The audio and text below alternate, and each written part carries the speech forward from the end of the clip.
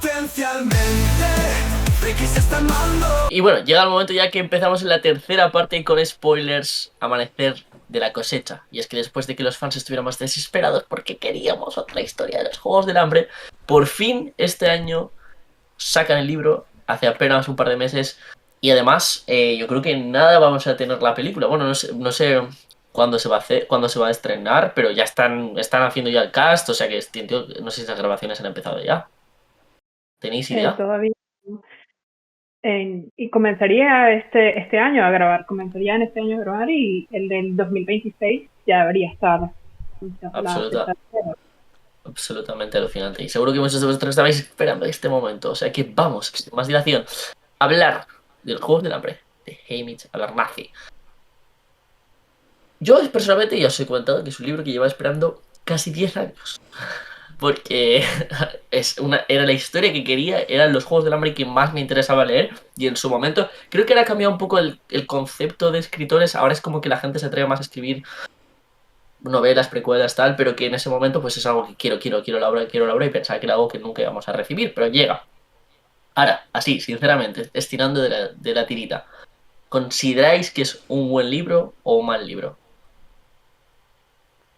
A mí me encantó, yo creo que es de los mejores libros que ha escrito Susan Collins hasta la fecha. ¿Lunática?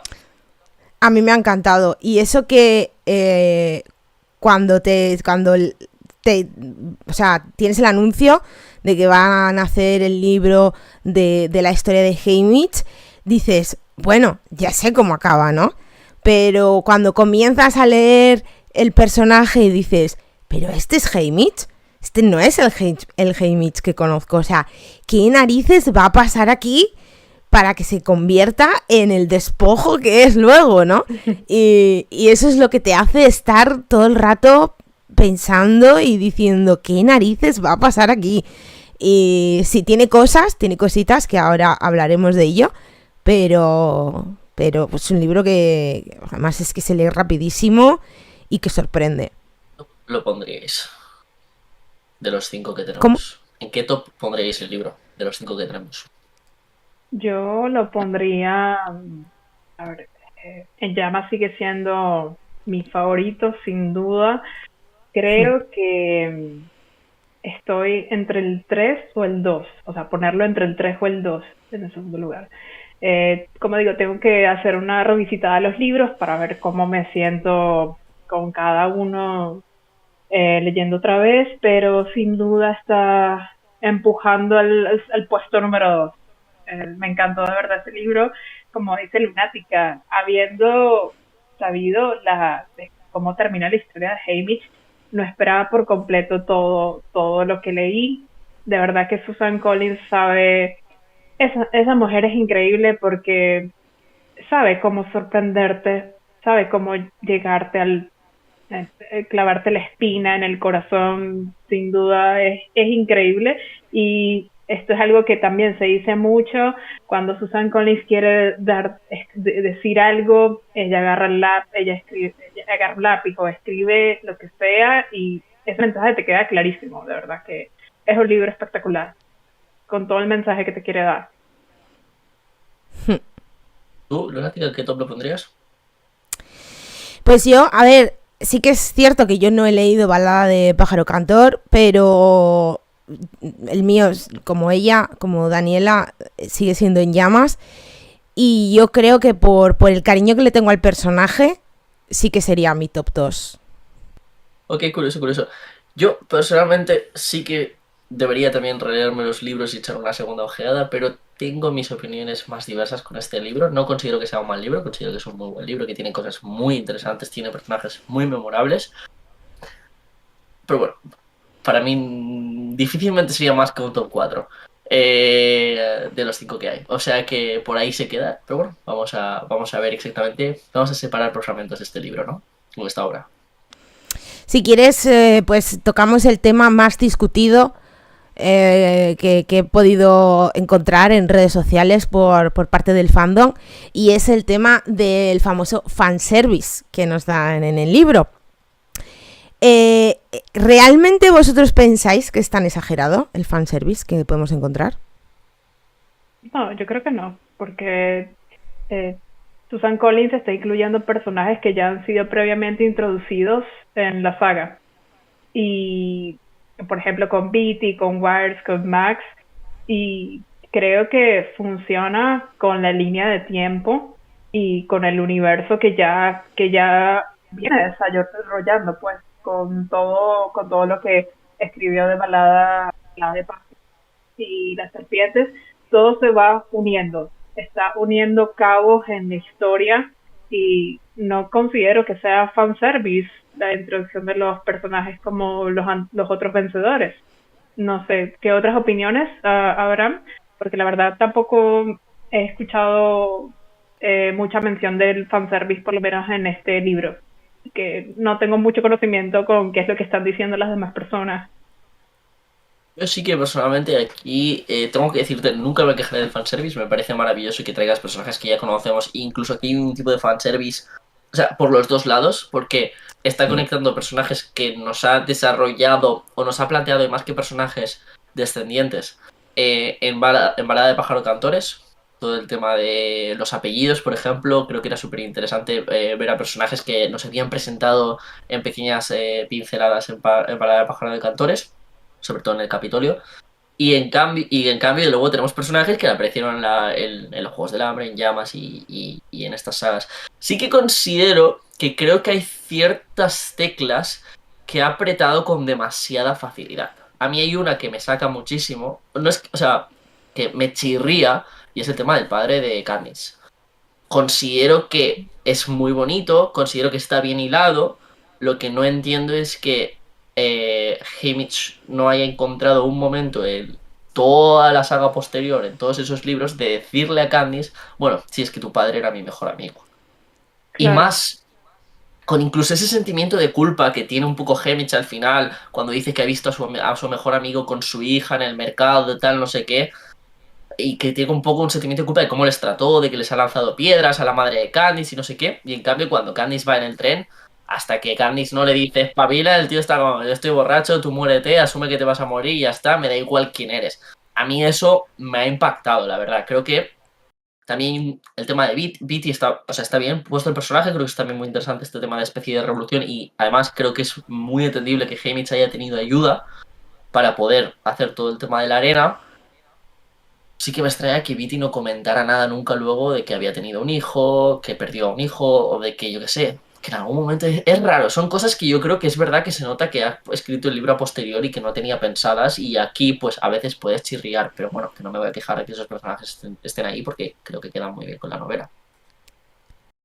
Sí, a mí también me generó, disculpa, también me generó esa duda de que Haymitch nunca le dijo a Katniss, mira, al menos yo conocí a tu padre, y no le iba a decir que era su mejor amigo o algo, pero no. A ver, yo creo que está bien explicado en el punto del el nivel de destrucción mental y anímica y personal que tiene Haymitch al final del libro. Es lo que decía al principio, ¿no? Cómo ese personaje que nos está presentando en este libro puede ser el que nos encontramos en la trilogía principal.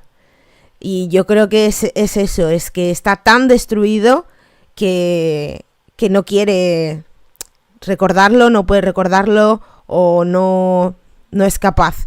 Pero también entiendo y creo que el punto es que esto se ha escrito después y no lo tenía pensado, si no probablemente encontraríamos algún guiño en la trilogía principal de esto. Pero yo creo que el punto es ese, es lo destruido que está él. Creo también que hay un... También, Perdón, sí, digo, porque además creo que nos puede responder aquí, porque no, o sea, tengo conceptos, pero no estoy muy convencido, pero sí que es verdad que creo que el Haymitch de los libros originales de la trilogía de los Juegos del Hambre es relativamente más oscuro que el de la película. Porque es sí, que a mí el de la película yo no me lo creo, porque el de la película es un borrachín que los primeros minutos está muy triste, pero luego es un tío que se pasa haciendo bromas y no sé qué, y jajaja, el resto de películas, y que además es un tío que tiene esperanza, que quiere montar una revolución, que no sé qué, o sea, que a mí ese personaje me cuadra muy poco con que no le haya dicho que era su mejor amigo, con que no haya hecho una mención de que, yo que sé, que Peter y él se conoce, Pete y que su hijo, es que, no sé, es como un montón de cosas que me han impactado muchísimo. También con la madre de Katniss, es que son un montón de cosas que se calla, que dices, vale, pero igual en los libros sí que tiene un poco más de Claro, sí, sentido, por lo ¿no? menos lo de la mamá de Katniss y el papá de ella, de que la mamá de Katniss es de las chicas más adineradas en el distrito y que se termina enamorando del papá de Katniss, eso, si no me equivoco, Katniss lo había relatado de alguna forma, Mm. también por la descripción de la mamá. La descripción de la mamá en los libros es acertada porque si es una mujer blanca, rubia, y normalmente las personas más adineradas o más estables en el distrito 12 tienen esas características. Eh, sé que claro, Haymitch en los libros es insoportable, por eso tantas similitudes con él y Katniss, los dos saben que son parecidos también por esa forma tan cerrada y tosca en la que pueden llegar a ser. Y obviamente en las películas tenemos a Woody Harrelson, que es súper carismático, entonces también le da como esos matices de comedia, de guiño, de sonrisa, de simpatía hacia el personaje. Pero sí, Haymitch es bastante oscuro. Entiendo que obviamente con la destrucción y todo el tema del alcoholismo por el que él ha pasado, él prácticamente se cerró a todo lo que era socializar con el Distrito 12. El Distrito 12 nadie lo banca, nadie lo soporta porque él es el pensador borracho del distrito, o sea, una vergüenza, por así decirlo. Él no es un buen mentor, tampoco sabemos que sí es una buena persona, pero en su versión adulta no es el mejor hombre, es completamente imperfecto, está lidiando con su alcoholismo, pero al mismo tiempo sabe que tiene esta posibilidad de involucrarse en la revolución, pero es precisamente también por este tema de que después de conocer a Pita y a Katniss y de esperanzas, de cómo él también le dice a Katniss, mira, si tú quieres sobrevivir, tienes que hacer que el público te quiera. Entonces, yo creo que, o sea, como yo lo interpreté leyendo los libros, yo sé que interpreté que Haymitch no se había encariñado con con nadie de sus discípulos de los tributos, sino hasta que llegaron Katniss y Pita, y creo que eso también le abrió un poquito las esperanzas y el corazón, a pesar de ser muy cerrado también. Sí entiendo que me hubiese gustado también que le hubiese tenido un momento de mencionarle a Katniss de que él sí conocía a su padre, o fue amigo de él, pero bueno, por el tema de que cuando Susan Collins, como dijimos, no escribió esta historia con esto en mente, cuando finalizó la primera trilogía, lo puedo entender, pero también entiendo el punto de que Haymitch realmente es una persona completamente cerrada hasta cuando ya quedan ellos tres juntos, al final de Sin Sajo, que Haymitch se pone a criar gallinas, son Pita y Katniss los que tienen que cuidar de él. Haymitch no estaba para nada en una situación de que él iba a cuidar de alguien o que iba a ser que iba a ser feliz o que iba a quedar más tranquilo, porque incluso Katniss y Pita estaban como que reparándose, ayudándose mutuamente a repararse, y bueno, tenían que ocuparse de Haymitch porque Haymitch no estaba haciendo un esfuerzo por sí mismo. Sí, pues por eso. Sí, en Sí. eso sí que estoy de acuerdo, que en las películas quizá es incluso un poco alivio cómico Haymitch, y en Sin Sajo, en los libros, podemos ver cómo su adicción lo controla por completo. O sea, cómo está completamente desquiciado, incluso creo que está a punto de morir porque bebe casi alcohol etílico o algo así. Y es algo que en las películas no vemos. Sí. Sí, creo que es Creo que sí que conecta más igual con el Haymitch de los libros. Obviamente, Susan se habrá inspirado en su propio Haymitch durante las películas. Y sí, sí, totalmente. Haymitch es derivado a un humor cómico. Bueno, no me quejo, la verdad es que a mí me gusta mucho el de las películas, es muy entretenido, es muy disfrutable, pero bueno, es verdad que también a veces es lástima que no sea el personaje del esto. Tirando también por el fanservice, creo que explica, es otro punto que creo que explica bien a veces y a veces me he quedado con sabor amargo. Porque te explica, por ejemplo, perfectamente por qué Beatty, Wires o Max no se van a volver a revolucionar en 25 años, porque una es muda, la otra le ha roto la cabeza y el otro ha matado a su hijo. También te deja bien claro por qué Haymitch no piensa pensar en revolución en los próximos 25 años, aunque llega un momento que dices, ya lo has perdido todo, todo, todo, todo. Me extraña que no haya conseguido Haymitch tener ningún contacto emocional, siendo además una persona que a lo largo de todo el libro se preocupa por salvar a todos, que no haya querido salvar a 48 niños, o sea, o ayudarles, no sé, es interesante. Pero ya hay otros personajes que ha hecho Plutarch Hevensy en 24 años. ¿Cómo puede ser un hostigador de la revolución a no hacer nada en 24 años? Son cosas que creo que a veces con la escala temporal quedan un poco ahí perdidas y difuminadas en el tiempo. Sí, creo que también es por la cuestión de todo esto de que, porque si los juegos son tan frágiles, digamos, de cómo incitar una revolución, cómo es posible que no inicie una revolución mucho antes. También creo que es por todas las medidas que se tomaron en el gobierno de Snow para impedir esto también. Y es como, creo que lo había mencionado, Snow, Coriolanus, cuando jugó los décimos juegos, bueno, no cuando jugó, cuando pasaron los décimos Juegos del Hambre, él vio los puntos débiles de los juegos para que él pudiera ayudar a Lucy Gray a hacer, digamos, a que ella ganara y hacer trampa. Entonces, si te pones a verlo desde el punto de vista calculador de Snow, él siempre tiene que tener un plan, y todas estas medidas que fueron evolucionando de hacer los juegos más peligrosos, pero al mismo tiempo más entretenidos, de hacer toda esta campaña de propaganda, de que el Capitolio pudiera participar de los juegos como un entretenimiento en el que ellos puedan apostar, que puedan adorar a los vencedores, de que puedan también, o sea, los vencedores no ser ganadores porque son también marionetas del Capitolio, porque el mismo Snow se encarga de eso. Es toda una forma de mantener a todos en línea para que no se levante una revolución. Él dice constantemente que es muy fácil encender una chispa, pero entiendo también que por qué demoró tanto también es por el sistema. Sé que Plutarch Heavensby, como digo, puede ser también que en otros libros lo puedan explicar un poquito mejor, quién sabe, pero Plutarch intentó hacer como estos pequeños pasos de rebeldía con Haymitch y Beatty en estos juegos, porque eran los números 50, entonces eran como los más importantes. Si había un momento para hacer algo, hacer un ataque al Capitolio, era ese. Pero también puede ser que también por años les haya tomado también, por lo menos a Plutarch, tener contacto con el Distrito 13. Eso también es una de las dudas e intrigas que yo tengo con respecto a cómo empezó él o empezaron los rebeldes a tener contacto con el Distrito 13, que es una de las cosas que quiero que Susan pueda explicar más adelante, pero puede ser que eso también les haya tomado años, digamos,